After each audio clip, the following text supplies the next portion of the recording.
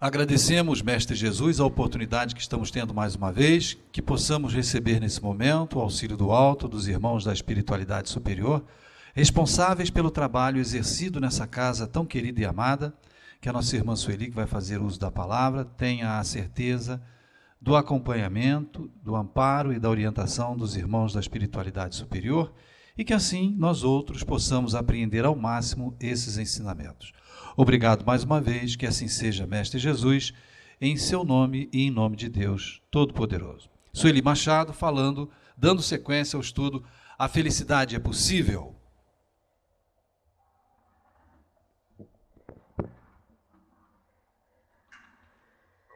Bem, bem-vindo todos à nossa casa, aos que também nos assistem pelas redes sociais.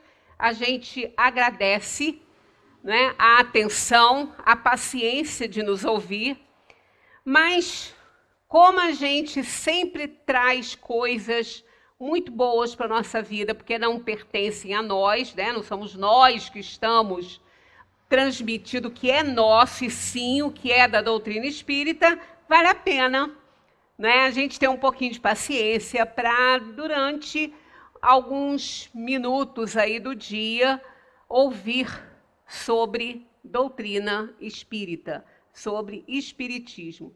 Nós estamos precisando muito dessas orientações, afinal de contas, nós estamos num período muito difícil, né? Então, aí é aquela questão, não é porque a gente passa por esses momentos, porque a gente tem problemas de saúde, porque a gente tem problemas em casa, porque isso faz parte, né? Todo mundo tem isso. Os problemas são os mesmos em todas as famílias, só muda mesmo de endereço e de nome, é tudo igual aqui, em outro país, né? Mesmo em culturas diferentes, nós enfrentamos os mesmos problemas, são conflitos familiares, são problemas gerados pelas inferioridades que a gente carrega, pelo orgulho, pelo egoísmo, por tudo que a gente ainda tem, né? Por isso que estamos aqui num planeta de provação e expiação. Então, a gente, porque é um espírito ainda na inferioridade, a gente frequentemente, por isso que eu até puxei um pouco esse slide aqui que a gente já tinha falado alguma coisa, mas frequentemente nós desejamos controlar as situações. Somos vaidosos, orgulhosos, a gente quer que tudo aconteça do nosso modo, da maneira que a gente pensa. Eu falo isso por mim, eu tenho um pouco de dificuldade com isso, né? Eu digo pessoalmente isso. Às vezes a gente fica querendo convencer as pessoas das coisas que a gente faz, que a gente acredita, que a gente gosta, mas não é assim. Cada um tem direito a fazer suas escolhas, né? A achar melhor, pensar de uma maneira diferente, ter olhos e um olhar, né, diferente aí para as coisas. E aí a gente fica muito irritado com isso, né? E acabamos achando que a gente tem que fazer alguma coisa, né? E que se a gente não fizer, é uma fraqueza. Se a gente não fizer nada, eu sou um fraco mesmo, eu não faço valer as coisas como elas são, né? Não é... eu não vejo como elas são, eu vejo como eu quero que elas sejam. Aí há uma grande diferença, porque o outro também vê de outra forma. É a questão, né, do 66, se tiver de um lado, o outro vai ler 99, o outro vai ler 66. Né? Então, é assim mesmo, são pontos de vista diferentes. E quando a gente acha que não faz nada, que não vai fazer nada sobre isso, a gente acha que está sendo fraco, né? Que não está sendo forte o suficiente para fazer valer a verdade das coisas. Mas que verdade? Né? A verdade... ela está escrito isso em versos satânicos, ela é aquilo que as pessoas acreditam e que as evidências mostram até aparecer coisa mais importante, provas contra aquilo que a gente está vendo. E a gente vê isso a todos os instantes, né? As verdades são apenas passageiras ali, as nossas, né? Não estou falando da verdade divina e da verdade universal, as nossas verdades. Se a gente brigar pelas nossas verdades, isso é um erro, porque pode ser que ela não seja uma verdade mesmo, né? E a gente vai ter. O bom é, se não for, a gente reconhecer e dar o mérito a quem tem na hora da argumentação, né?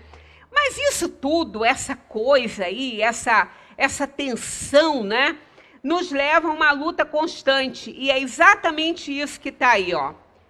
E nos sentimos exaustos e muitas vezes derrotados. Na maioria das vezes a gente está derrotado, né? Principalmente quando a gente não consegue ouvir o argumento do outro, aí a derrota é até mais fácil, porque a gente não consegue nem raciocinar sobre aquilo que pode não ser da maneira que a gente pensa. E a gente fica naquela briga constante, querendo controlar o incontrolável, né? Então, essa luta nos impede de viver o momento presente, impede os relacionamentos alegres e descontraídos, destrói a criatividade e perturba a nossa felicidade e a nossa satisfação. Porque enquanto a gente está naquela guerra de argumentos, guerra de palavras, aquilo nos enraivece às vezes, aquilo nos afasta das pessoas, a gente não consegue ver nada de bom, a gente fica irritado, não consegue aproveitar os momentos que está vivendo, que são muito bons, né? São sempre muito bons.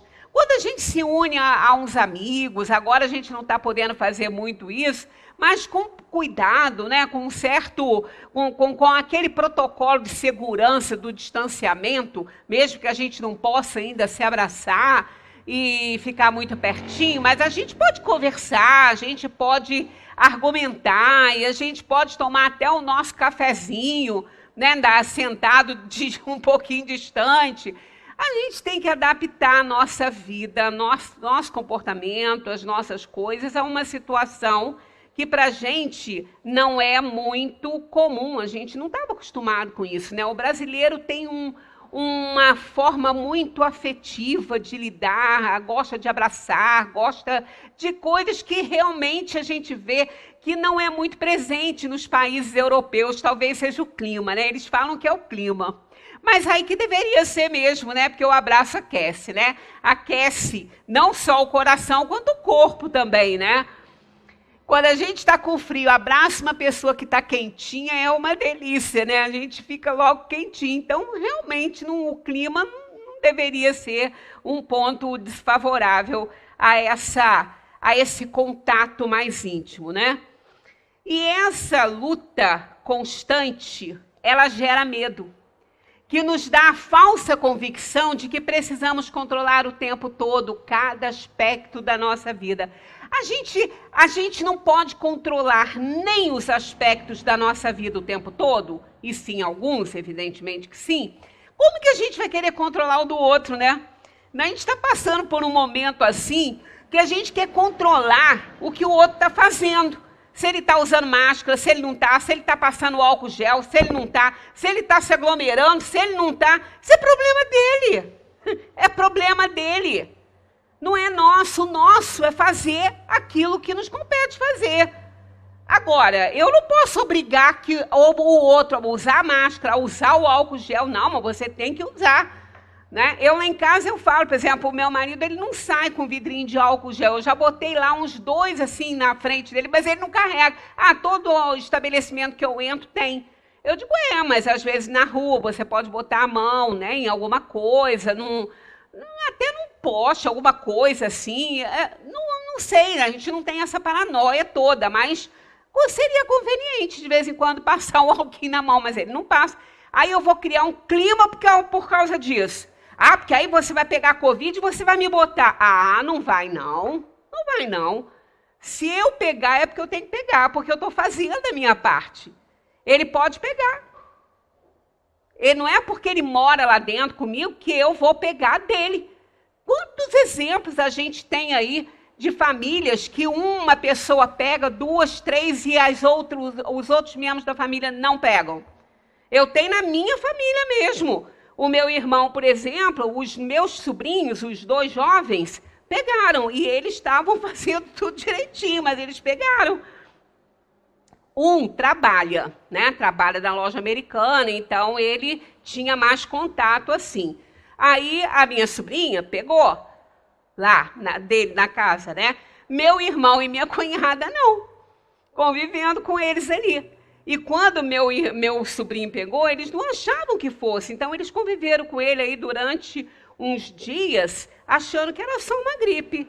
Não estava com nada separado ali, né? Então não é assim, a gente não pode ficar controlando, a gente não vai ser prejudicado pelo que os outros estão fazendo, não, a gente tem que entender isso. É complicado, às vezes até é, mas, gente, tem uma justiça divina aí. Vamos ter essa confiança, porque a gente está tendo exemplos muito variados a respeito dessas infecções, dessas contaminações, né, dentro das próprias casas. Pessoas que nunca saíram de casa pegaram. Né? Mas foi que algum elemento... Não, tem uma pessoa que morava sozinha, nem saía. Então pegou nas compras. Ora, pegou porque ela tinha que pegar, então até que fosse alguma coisa nas compras. Não é isso? Então a gente fica imaginando que realmente a gente tem que controlar. O nosso problema é esse. A gente tem que controlar alguém. Senão a gente não tem do que reclamar, não tem do que brigar. Então é parte ainda, né, do nosso temperamento, essa luta constante. E gera medo. Por quê que a gente quer controlar e isso gera medo? Olha o medo que a gente tem. A gente não consegue controlar se o outro está usando máscara, se está lavando a mão, se está usando álcool. A gente tem medo. Tem medo disso. Então essa luta constante da gente querer controlar o outro o tempo todo gera medo. E isso é prejudicial aí à nossa saúde mental, que, consequentemente, vai corresponder no físico, porque vai ser somatizado esse medo em forma de doença, né? Ninguém sabe, de fato, por que as coisas acontecem, como elas vão acontecer. Na verdade, a gente sabe, porque a gente fez escolha de provas, mas a gente não lembra. A gente não tem consciência daquilo ali. À medida que as coisas vão acontecendo, a gente já pode até ter, assim, uma reminiscência. Mas a gente não tem certeza de qual foi a escolha que a gente fez. Elas vão acontecendo no tempo que elas tiverem que acontecer, né? Então, ninguém sabe de fato, a gente não tem certeza, né, de como as coisas acontecem, como elas vão acontecer. O problema é que achamos que deveríamos saber. Quem assistiu o filme do menino, né, que eu recomendei aqui, do Menino de Ouro, eu recomendei na semana passada, quem assistiu esse filme, viu ali que ele deu uma ideia para o pai, né, que estava entrando em falência ali, a loja dele estava entrando em falência, a fábrica de brinquedos, né, de fazer uma inovação com o antigo, né, com brinquedos que ele já tinha. O menino deu essa ideia dele colocar numa caixa 3 ou 4 brinquedos que já são, né, que já eram da loja, que eles já vendiam, que o mercado não queria mais comprar, e lacrar a caixa e colocar escrito mistério, um grande ponto de interrogação. Aquilo foi uma novidade. Por que que aquilo atraiu? Por que que foi novidade? Porque era desconhecido dos nossos olhos, né? A gente não podia ver o que tinha ali dentro. E tudo que a gente não pode ver acaba nos atraindo. A gente quer ver. É mistério, então a gente quer saber. E aí, realmente, aquilo vendeu muito. Vendeu muito porque, mesmo sabendo, né, que eles estavam comprando o que eles não podiam ver, que ele estava dentro da caixa, mas todos queriam, e ela vendeu muito a tal caixa de mistério. Então, mesmo que a gente não consiga lembrar de muitas coisas, a gente quer, porque aí alguns vão para regressão de memória, e vão fazer terapia de hipnose, sei lá o que eu fui, que eu estou passando isso agora.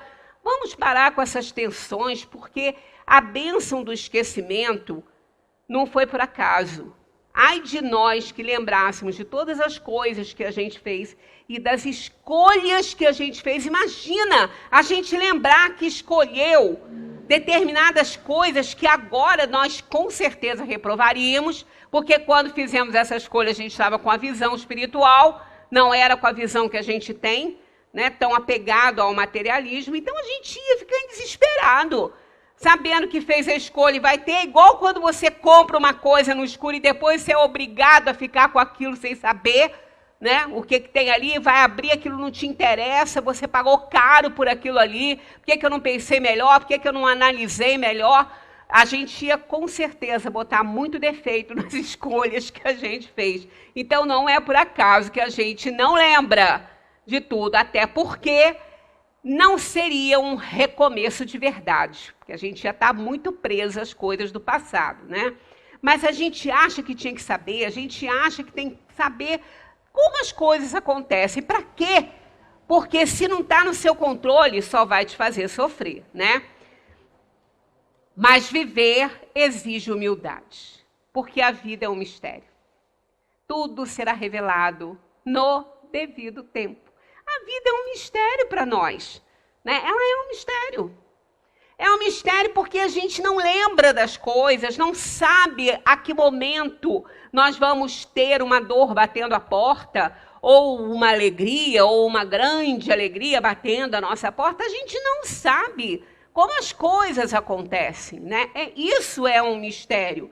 Mas para que a gente entenda isso, a humildade é extremamente importante. A gente precisa ser humilde para poder aceitar as coisas que chegam. Eu me lembro que quando, isso já tem aí talvez uns 15 ou 20 anos, não sei quanto tem, não sei se tem isso tudo, a gente tinha aqui um frequentador que era uma pessoa muito bacana, a gente conversava muito, no final das nossas reuniões, a gente ficava aqui muito tempo conversando. Ele era um professor universitário, ele tinha acho que 4 títulos universitários, foi professor da USP muito tempo. Eu tinha o maior prazer em conversar com ele, ele falava que o prazer era dele, eu ficava até muito lisonjeado com isso, né? Mas a gente conversava muito e eu tentei durante muito tempo tirar dele uma revolta que ele tinha, porque ele tinha câncer e ele não aceitava de jeito nenhum. Ele não aceitava. Ele não aceitava que a posição que ele tinha, que o trabalho que ele desempenhava, que o que ele fazia, que o que ele sabia, que o preparo que ele tinha, ele não podia ter câncer. Olha, ele não conseguia entender isso. Faltava humildade nele. Faltava isso. Eu uma vez falei isso para ele, mas ele falou, não, eu não consigo entender, não. E eu não sei se, eu acho que ele desencarnou sem entender. Hoje, com certeza, ele está entendendo que ele desencarnou pouco, né? Ele frequentou bastante tempo aqui, mas pouco depois que ele parou de frequentar, ele me mandou um recado e tudo, que ele já estava bem mal e que ele não estava vindo por isso. Então a gente fica imaginando, a gente precisa de ter humildade para aceitar, nós não somos melhores do que ninguém, títulos, dinheiro, posição social, nada disso aí nos isenta das dores e sofrimentos que a gente tem que passar. Deveria até nos ajudar a passar, porque quanto mais a gente conhece, mais poder de análise a gente tem, né? Mas ele falou que realmente tudo o distanciava muito de Deus, né?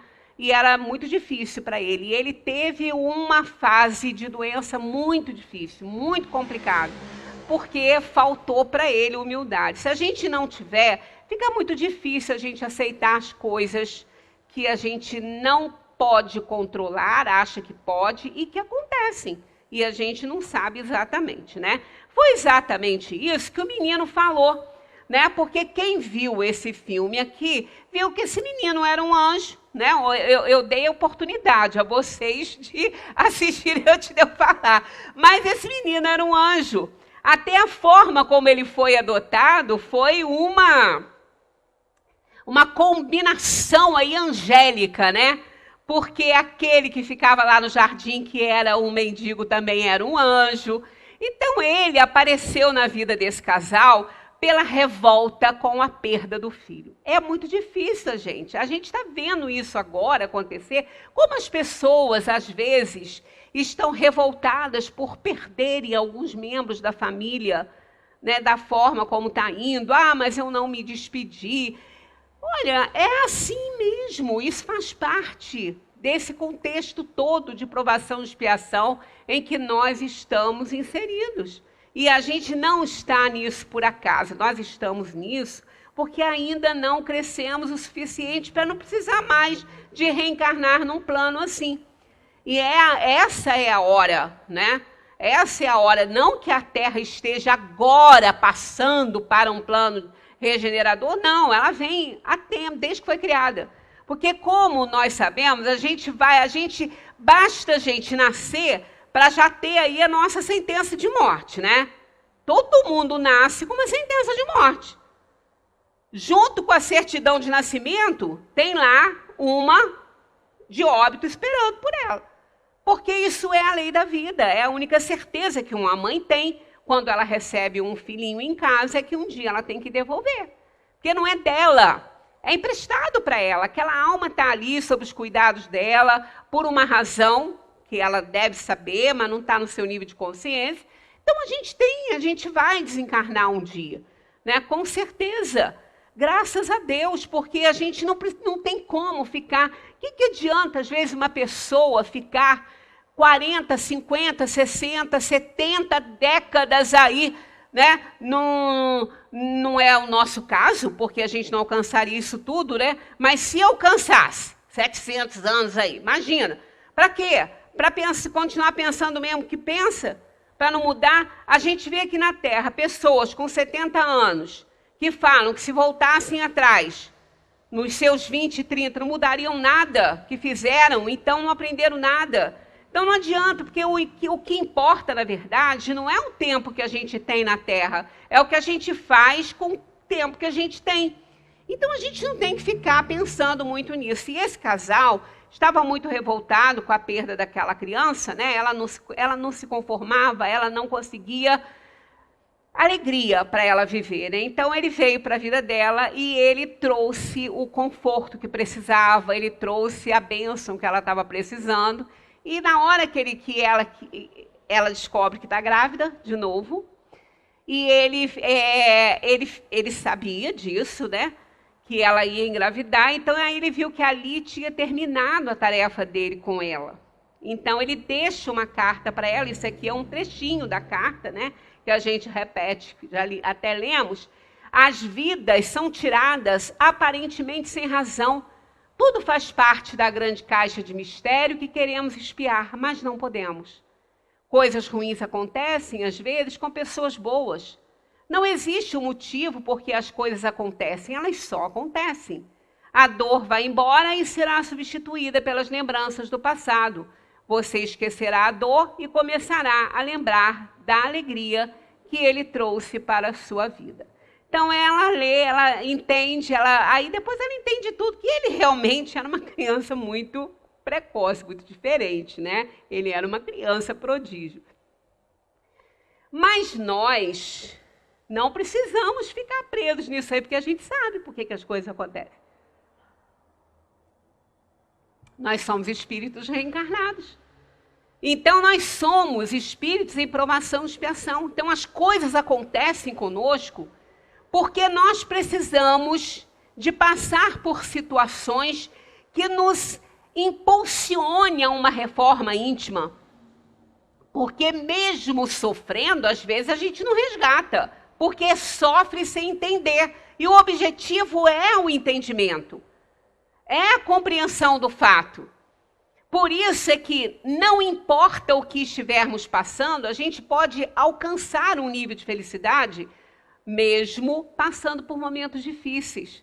Se a gente entender isso, se a gente compreender esse sofrimento e essa dor como um aguilhão de aperfeiçoamento na nossa vida. Então, é só isso. Então, a gente, aqui, como ele diz, coisas ruins acontecem, não existe um motivo? Existe, claro. Ele não estava com a doutrina espírita ali, escrevendo para ela, mas a gente sabe que tem um motivo. Tem um motivo porque a gente sofre essa ou aquela prova, esse ou aquele, essa ou aquela dor, aquela expiação, porque a gente pediu para que a gente pudesse resgatar no nosso passado de erro. Então, existem os motivos, só que a gente não os tem na nossa consciência, mas não importa. Às vezes, o espírito desencarna e ele continua revoltado com essa questão, querendo se vingar daqueles que fizeram ele sofrer, achando que ele sofreu por causa daquela pessoa. E se essa pessoa está ainda na sua persona aqui no mundo material, muitas vezes ele pode se ligar a ela com um sentimento de vingança. São obsessões mais sérias, né, que as pessoas encontram muita dificuldade, né, para fazer, para cortar esse vínculo, porque existe uma sintonia entre eles. Aí o que ocorre? Muitas vezes, eu não estou dizendo todas, porque isso também tem que ter um momento, tem que ter o seu tempo, né? Na quarta-feira, por exemplo, aqui na nossa reunião mediúnica, nós tivemos um exemplo desse, né? Um espírito que chegou muito revoltado, que estava assediando alguém, porque essa pessoa devia a vida dele para ele, né? Que ela tirou a vida dele. Então, não sabemos quando que isso aconteceu, porque a gente o objetivo nosso não é ficar batendo papo com o espírito, e sim auxiliá-lo, né? Então, para acalmar esse espírito, o que muitas vezes se faz?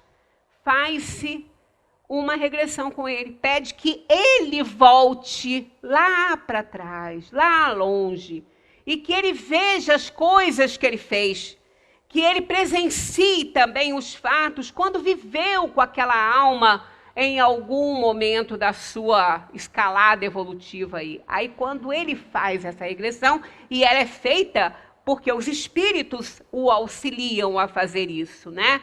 Fazem que ele abrem, né, os panoramas aí das suas realizações passadas para que ele possa visualizar. Ali ele vê o erro dele. Aí ele aceita mais ou menos, ainda não é uma catarse, ainda não é às vezes uma compreensão, mas ele começa um processo de entendimento do fato. Aí diminui o seu sentimento de vingança, o seu ódio, a sua raiva, né? Então, a gente precisa compreender. Se a gente não tem ainda consciência do porquê que a gente está passando por determinada coisa, pelo menos tenhamos a certeza que algo a gente fez, para a gente ter que agora passar por situações que nesse momento não encontram justificativa na atual encarnação. Às vezes até tem, mas em alguns casos não tem.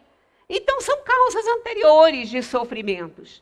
Então, aí é preciso a gente ter humildade, aceitação, para entender por que eu estou passando por isso. Bom, se eu não sei o motivo real, alguma coisa eu fiz. Então, o porquê fica aí com umas reticências que vão ser, né, conhecidos de nós, os fatores, quando desencarnarmos.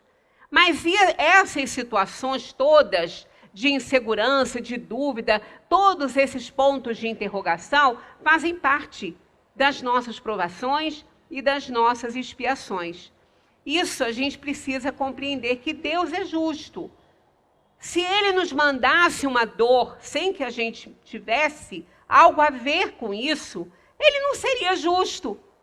Então a gente até entende, a pessoa que não aceita isso, ela também não pode aceitar esse Criador, né? Porque ele tem esses atributos, e com esses atributos, ela não é uma pessoa inocente pagando por nenhum pecador.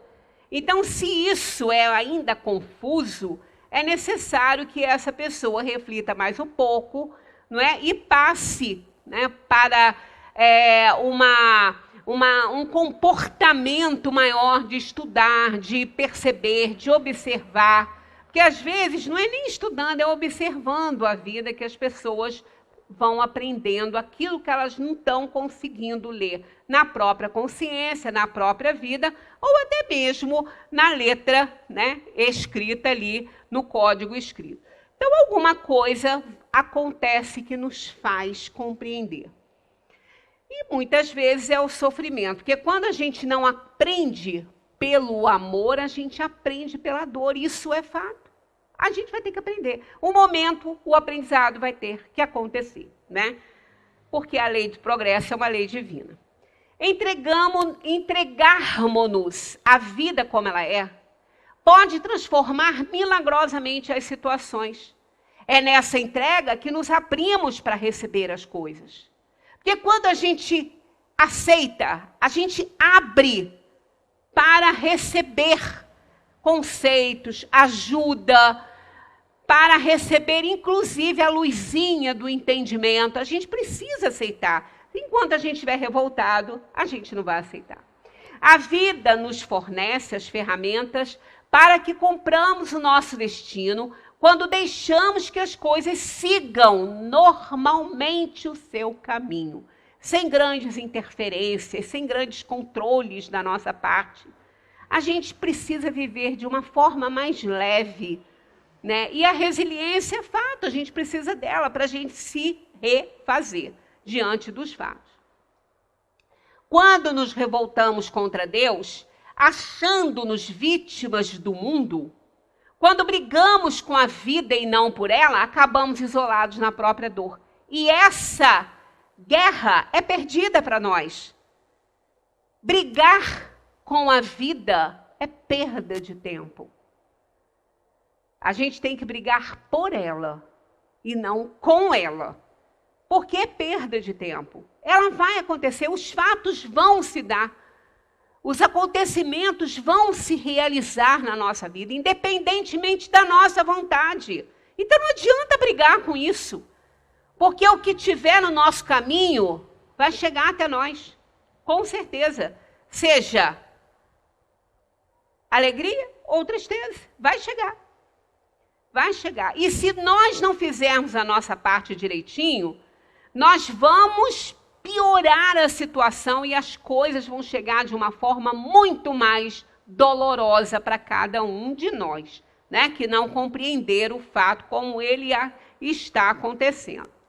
O homem pode suavizar ou aumentar o amargor de suas provas, conforme o modo por que encare a vida terrena.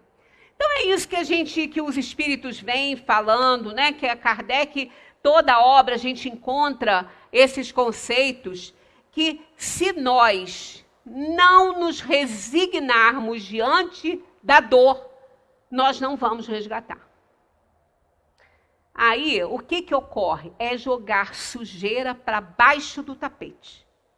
Porque nós não vamos resgatar, vai ficar aquilo ali acumulado para uma nova oportunidade, que não sabemos quando nos será dada, para então a gente fazer outra escolha e voltar para um plano material, que a gente também não sabe qual, porque há muitas moradas na casa do meu pai, né? Então, eu não posso controlar aquilo que não está no meu controle. Então, é uma bobagem isso que a gente faz.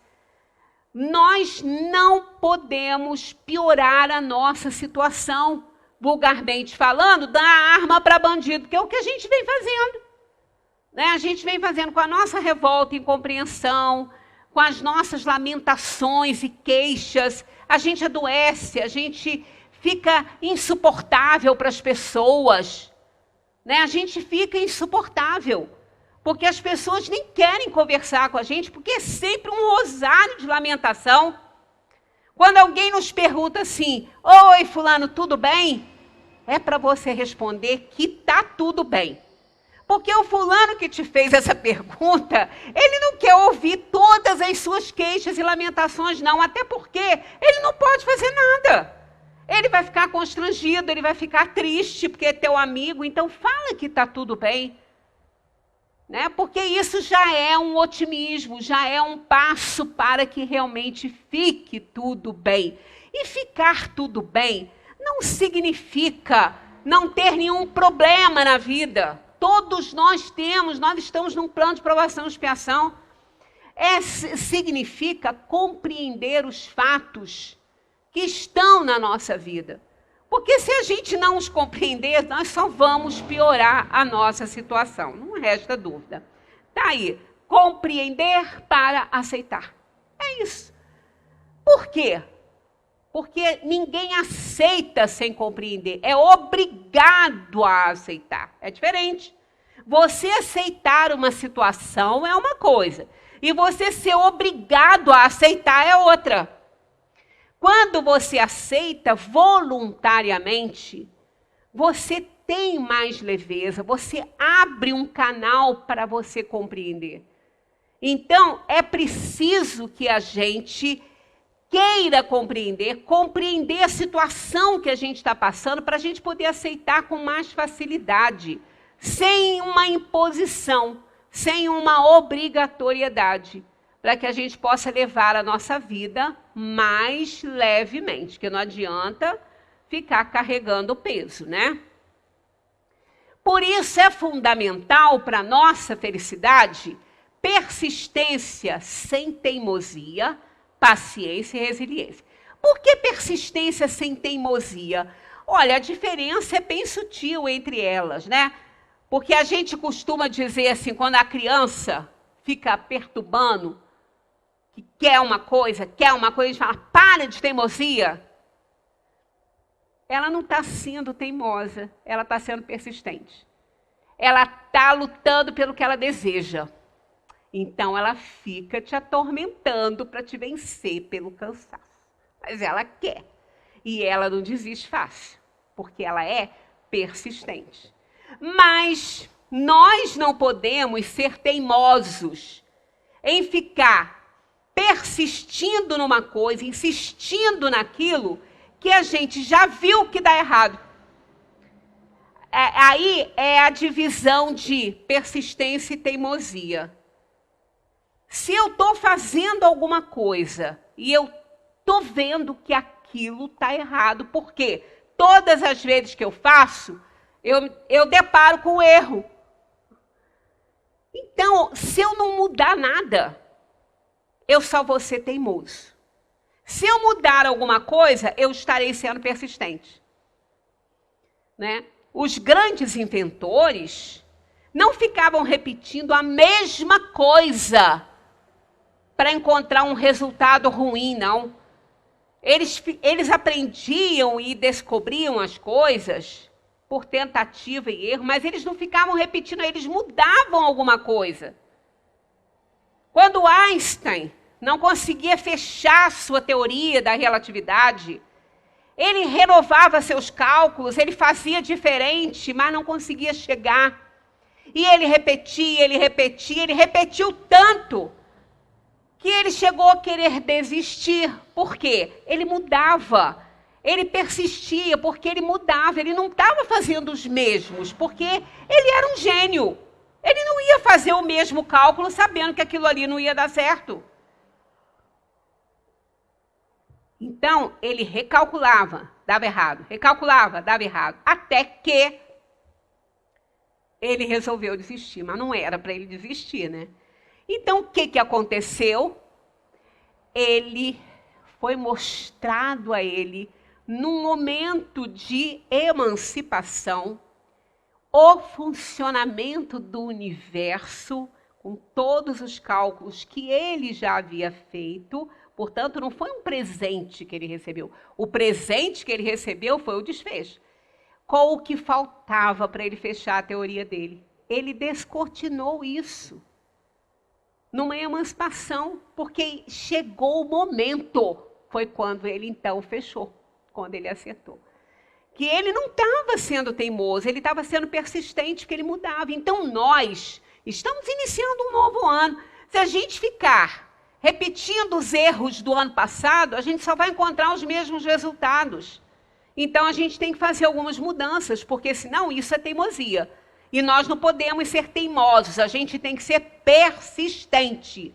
E persistência é tentar de novo de uma forma diferente para encontrar resultados diferentes para poder acertar, não é?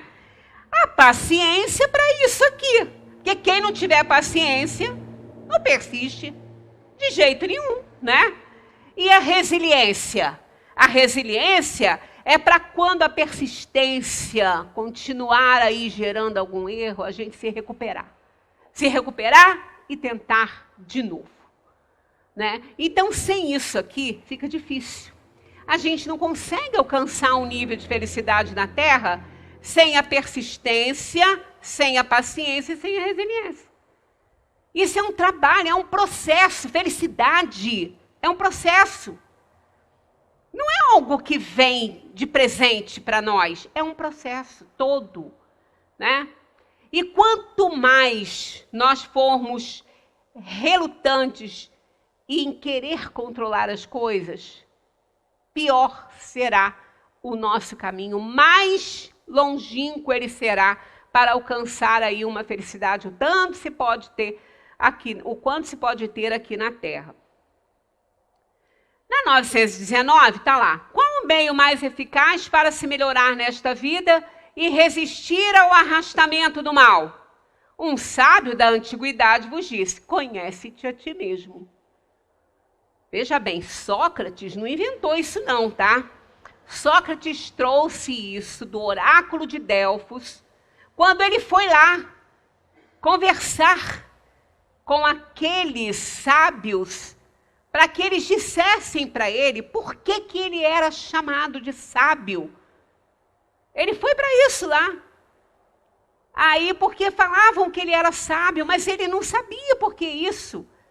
Ele não sabia nada. Ele disse: eu não sei nada. A única coisa que eu sei é que eu nada sei. Por que me chamam de sábio? Aí vieram, né, as análises dos sábios do oráculo de Delfos, dizendo que ele era um sábio exatamente porque ele via isso. Que o que ele sabia era nada. Era a certeza que ele tinha que não sabia. Então ele era tão humilde e ele sabia tanto que por isso que ele era um sábio. Então ele trouxe de lá: conhece-te a ti mesmo e encontrarás a verdade das coisas, né? Então não foi ele que inventou, ele trouxe essa frase para nós, né? Qual o meio de se chegar a isso? Porque é muito fácil a gente falar: fulano, você precisa se conhecer, você precisa saber mais a seu respeito e menos a respeito da vida do outro. Porque da vida do outro a gente sabe que é uma beleza, né? Mas da nossa mesmo, a gente não sabe nada. Aí qual é o meio para se chegar a isso? Porque tem que ter um caminho, né? Mas Kardec fez todas as perguntas que nós faríamos, né? Os espíritos. Qual o meio de chegar a isso? Ao conhecimento de si mesmo. Fazei o que eu fazia quando vivi na Terra. É de Santo Agostinho isso, né? Tem os dois, né? Santo Agostinho e tem outro que também só nos diz coisas boas, mas é Santo Agostinho. Ele que respondeu essa questão, né? No fim de cada dia, interrogava a minha consciência. Passava em revista o que havia feito. Me perguntava a mim mesmo se não tinha faltado ao cumprimento de algum dever. Então, veja bem, a preocupação dele não era com ele. A preocupação dele não era com ele. Era com o que ele havia feito às pessoas. Era com o que ele havia distribuído naquele dia que ele viveu. E nós fazemos a nossa prece, né? Ou deveríamos fazer no finalzinho do nosso dia, aí, já quase sendo embalado nos braços, né? da noite, dos sonhos, né? Pois é, a gente faz. Às vezes nem consegue, que a gente dorme logo. Então é melhor fazer sentado antes que o sono nos vença. Mas a gente agradece o dia, mas a gente não tem muito essa preocupação, né? Se fez alguma coisa de errado. Mas ele nos ensina isso, né? No fim de cada dia, interrogava a minha consciência. Olha só que coisa maravilhosa. Ele interrogava a consciência, por quê? Porque é lá que está escrita a lei de Deus. É lá que a lei está escrita, né?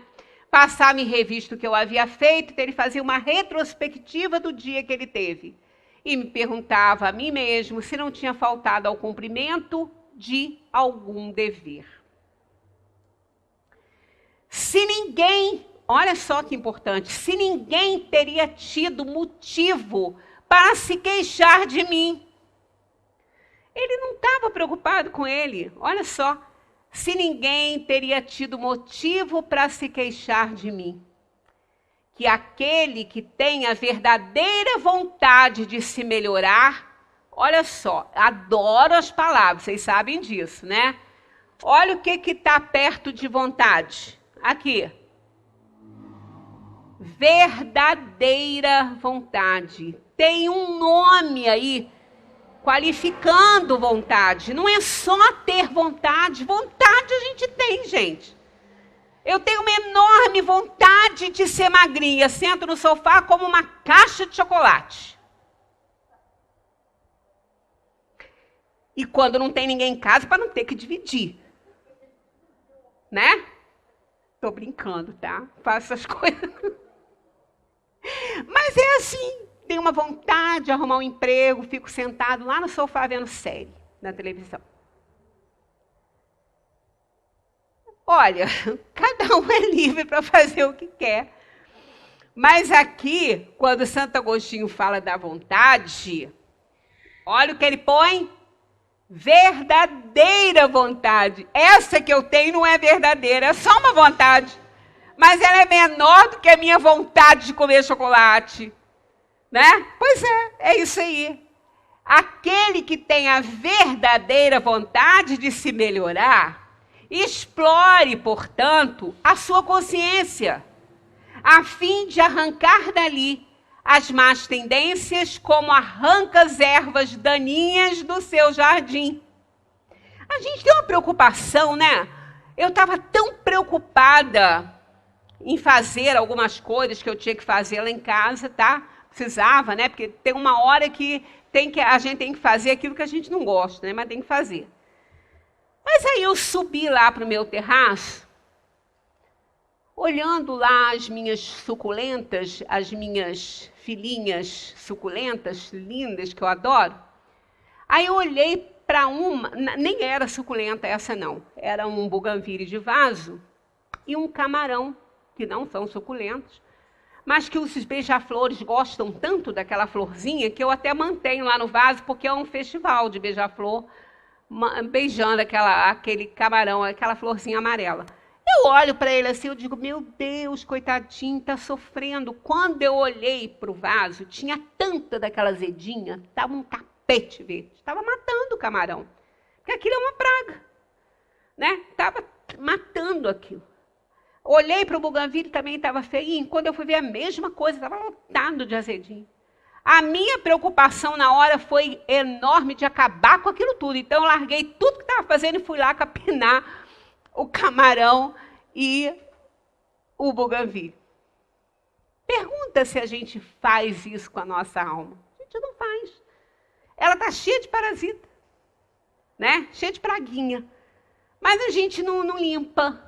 Né? A gente se preocupa com as pragas do nosso jardim, faz uma receita aqui, faz uma receita ali, mas e para nós? A gente não faz isso com a gente. Por isso que ele fala aqui isso, ó. A fim de arrancar dali as más tendências, como arranca as ervas daninhas do seu jardim. Né?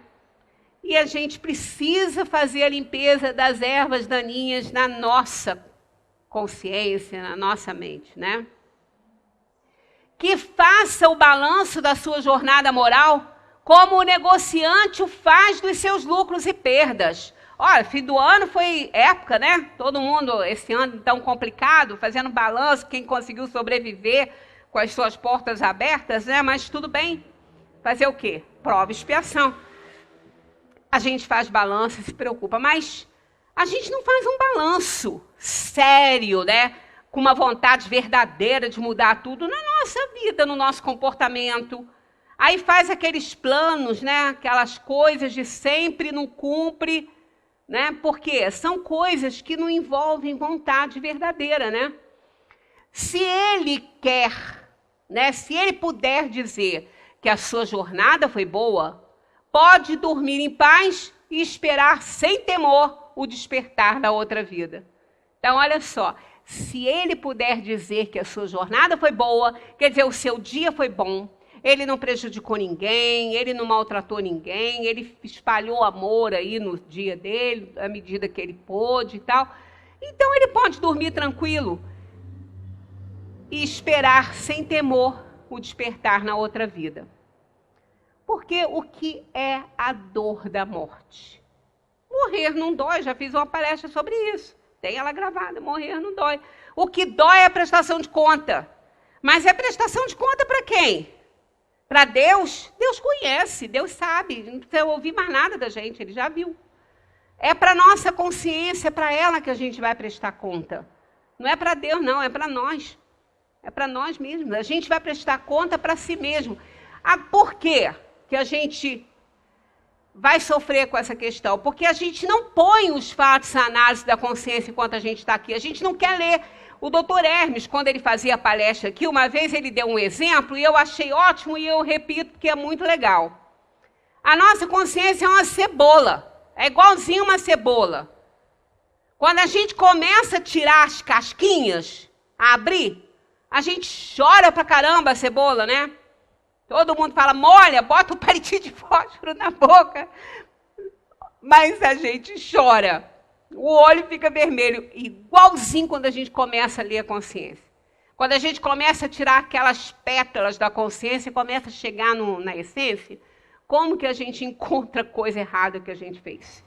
Aí a gente não quer fazer, a gente deixa ela com as casquinhas todas, a gente guarda ela lá no saquinho, igual que a gente põe a cebola. Ah, não posso chorar agora não, deixa, eu vou temperar com outra coisa. Pronto. A gente faz a mesma coisa, né? Aí vai chegar um momento que não tem como devolver para a geladeira. Aí a gente vai ter que usar e vai chorar. Jesus recomendou que olhássemos as aves do céu e os lírios do campo. É necessário simplificar a vida, reavaliar nossos valores, sermos mais brandos, mais pacíficos, mais amorosos, sermos mais humildes, reconhecendo a nossa vulnerabilidade. A gente está tendo muita oportunidade aqui, agora, no nosso momento de trabalhar isso aí, né? Quando insistimos em viver como se fôssemos eternos, achando que tudo podemos, Deus nos manda recadinhos e nos coloca no devido lugar. Não tenhamos dúvida disso, tá? Quem não aprende pelo amor vai pela dor. E aí é aquele lugarzinho que ele nos coloca ali para mostrar para a gente que a gente não é lá o que a gente pensa que é, né? O Espiritismo revela que estamos aqui como alunos num educandário, convocados ao aprendizado das leis divinas, e isso envolve o quê? O aprimoramento espiritual, a aquisição de virtudes e o desenvolvimento de nossas potencialidades criadoras. Porque isso aqui vai nos fazer desenvolver obras no bem. E segundo os espíritos, o único objetivo da vida é fazer o bem. Então, o Espiritismo nos revela isso, que a gente precisa desenvolver o aprimoramento espiritual, a aquisição de virtudes e o desenvolvimento de nossas potencialidades criadoras, que nós temos muito. A gente não sabe a capacidade que a gente tem de amar e fazer o bem, a gente não sabe. Tanto que quando a gente é levado ou obrigado a fazer alguma coisa, a gente fala, gente, eu não sabia que eu era capaz disso. Da mesma maneira, para o mal, a gente também não sabe qual é a nossa potencialidade para o bem. Escolhe a melhor parte quem se orienta em direção a esses objetivos. Desapegar-se dos interesses materiais, conscientizar-se de seus deveres diante de Deus e dos homens, abrir espaço para os valores espirituais, abrir espaços para as virtudes cristãs e adquirir bens imperecíveis de sabedoria e virtude, riqueza inalienável a garantir a paz na terra ou no além. Se a gente quer ser feliz o quanto pode ser na terra, prestemos atenção nisso aqui. Do contrário, a gente não vai chegar lá, né? Algumas palavras precisam ser despertadas no nosso dicionário diário. Amigos, filhos, família, companheirismo, lealdade, respeito, sonhos, amor, agora, sim, gentileza. Algumas só, tem muitas outras, muito importantes, mas eu ia ficar o dia inteiro aqui relacionando todas. Mas a gente esquece que amigos são tão importantes na nossa vida, os nossos filhos, a família. Tudo isso essa pandemia nos mostrou. Porque nós ficamos, né, sem contato com os nossos amigos, com o nosso, direto que eu digo, né, com os nossos afetos, né? Então a gente às vezes, na nossa luta pela vida, quanto a gente às vezes é desleal, desrespeitoso com as pessoas, né? Quantos sonhos a gente deixa morrer porque a gente não tem persistência suficiente, ama pouco, né? Ama cheio de condições e vive dizendo não o tempo todo. Uma vez meu filho me falou isso quando ele era pequenininho, ele veio me pedir, eu nem escutei direito o que ele me perguntou, eu disse assim, não, agora não. Ele falou, mãe, você só sabe dizer não. Levei um susto com aquilo. Foi uma das lições que eu recebi dele. E ser gentil, gente. A gentileza está ficando obsoleta na nossa vida, né? Nessa vida, temos 3 professores importantes. O momento feliz, o momento triste e o momento difícil. O momento feliz mostra o que não precisamos mudar. O momento triste mostra o que precisamos mudar. E o momento difícil mostra que somos capazes de superar. A nossa capacidade de resiliência é totalmente desconhecida da gente. A gente só sabe no momento que a gente precisa ser, né? Aí, às vezes, a gente fica ali na dúvida, né? Não quer nem se reerguer, porque tem gente até que gosta, às vezes, né? Da dor, do sofrimento, para ter do que reclamar, né? Porque tem gente assim. Uma vez eu escutei isso de um médico, a gente estava conversando e ele falou assim, você pensa que uma boa parte dos meus pacientes querem se curar? Coisa nenhuma. Eles querem continuar assim, porque aí eles conseguem chantagear familiares, reclamar o tempo todo. E é verdade, a gente vê isso às vezes no nosso meio, né? No nosso núcleo familiar, algumas coisas assim. A pessoa reclama de uma coisa, toda ideia que você dá não vale a pena, ou já fez e não deu certo. Não quer melhorar, porque senão vai reclamar de quê? Essa musiquinha aí dos Titãs, eu gosto muito de vez em quando ler essa parte aí. Porque isso aí é uma verdade tão grande. A gente espera demais para as coisas. A gente espera a dor chegar. A gente espera perder alguém. A gente espera o conflito acontecer e o desfecho ser ruim para lamentar que tinha que ter ficado de boca fechada. Então a gente espera tanta coisa e quando a gente desperta, não dá mais tempo às vezes, né? Eles dizem nessa letra, devia ter amado mais, ter chorado mais. Aqui, mais emoção, né? Mais envolvimento afetivo com as coisas, né? Devia ter amado mais, ter chorado mais, ter visto o sol nascer. Queria ter aceitado as pessoas como elas são. Cada um sabe a alegria e a dor que traz no coração. Devia ter complicado menos, trabalhado menos, ter visto o sol se pôr. Devia ter me importado menos com problemas pequenos. Queria ter aceitado a vida como ela é. A cada um cabe a alegria e a tristeza que vier. Eu acho lindo esses versos aqui dos Titãs. E tão verdadeiro, né? Quando a gente fala assim, gente, a gente se preocupa com tantas coisas. Lembra da síndrome de Marta, que teve uma palestra há pouco tempo que eu falei sobre isso? Jesus pregando na casa, né? E Maria bebendo as palavras de Jesus e Marta nos afazeres da casa. Teve uma hora que ela não se contentou e perguntou, mestre, eu não acho que Maria tinha que me ajudar? Ele falou, Marta, Marta, se preocupas com muitas coisas, Maria escolheu a melhor parte. E a melhor parte é aquela que não pode lhe ser tirada, que é o que a gente viu agora mesmo, são as virtudes, o aprimoramento espiritual, isso é a melhor parte. Porque quando a gente faz e tem consciência de que está fazendo a melhor parte, a gente não vai ter esse problema aqui. A gente vai ver o pôr do sol, a gente vai ver o nascer do sol, porque vai ter tempo para tudo. Porque a gente só precisa do suficiente. Porque o extraordinário é demais. Muita paz para todos.